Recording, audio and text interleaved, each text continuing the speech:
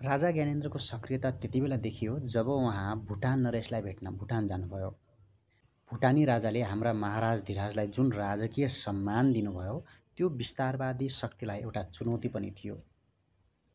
भुटानलाई पनि सिक्किम झैँ आफ्नो स्टेट बनाउने भित्री अभिलाषा भारतको छँदैछ। भुटान मात्र किन, नेपाललाई समेत भारतले कस्तो दृष्टिकोण राख्दछ त्यो जगजाहेर छ। तर भुटान आजसम्म पनि स्थिर छ, कारण हो त्यहाँको राज संस्था, अन्यथा सिक्किम बन्न धेरै बेर लाग्दैन थियो। भुटानले सन् 2007 देखि आफ्नो परराष्ट्र आफै हेर्दै आइरहेको छ। उसले केही स्वतन्त्र रूपले देश विदेशसँग सम्बन्ध राख्दै आएको छ, जुन कुरा भारतलाई मन पर्दैन। केही वर्ष अघि भुटानले चीनसँग पनि हतियार किनेको थियो। नेपालमा राजा वीरेन्द्रले पनि तत्कालीन समयमा चीनबाट हतियार खरिद गर्नुभएको थियो। त्यसपछि त नेपालमा राजदरबार हत्याकाण्ड नै भयो। नेपालका महाराज धिराजलाई भुटानी राजाले भेट्नुको अन्तर्य यही हुनुपर्दछ भन्ने मलाई लाग्छ। आज सङ्कटमा नेपाल मात्र छैन, भुटान पनि छ।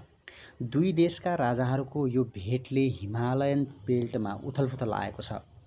देश त जसरी पनि जोगाउनै पर्छ भन्ने दुवैलाई लागेको हुनुपर्छ। चाहे राजा र प्रजातन्त्रवादी मिलुन्, चाहे राजा र कम्युनिस्ट मिलुन्, चाहे सबै मिलुन्, मिल्नुपर्ने राजासँग नै हो। किनभने भूराजनीति त्यसपछि झनै सङ्घर्षपूर्ण हुनेवाला छ। अबको भूराजनीतिमा खेल्न एक स्थिर राज संस्था नै चाहिन्छ। अबको प्रजातन्त्र पनि नियन्त्रित प्रजातन्त्र नै हो। त्यसैले यो कुव्यवस्थाको कुनै काम छैन।